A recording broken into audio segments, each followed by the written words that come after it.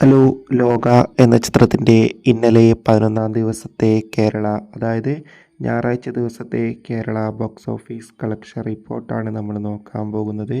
വീഡിയോയിലേക്ക് മുൻപേ video like ചെയ്യുക, ചാനൽ സബ്സ്ക്രൈബ് ചെയ്യുക. ഈ വരുന്ന സെപ്റ്റംബർ മാസം അങ്ങോട്ട് ധാരാളം ചിത്രങ്ങൾ OTT റിലീസ് ചെയ്യുന്നുണ്ട്. നമ്മുടെ ചാനൽ ഭാഗം പരിശോധിച്ചാൽ ആ വീഡിയോയ്ക്ക് നിങ്ങൾക്ക് കാണാൻ വേണ്ടി സാധിക്കും.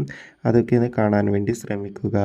കല്യാണി, നെസ്ലീൻ എന്നൊക്കെ പ്രധാന കഥാപാത്രങ്ങളായത് ചിത്രമായിരുന്നു ലോക ചാപ്റ്റർ 1 ചന്ദ്ര.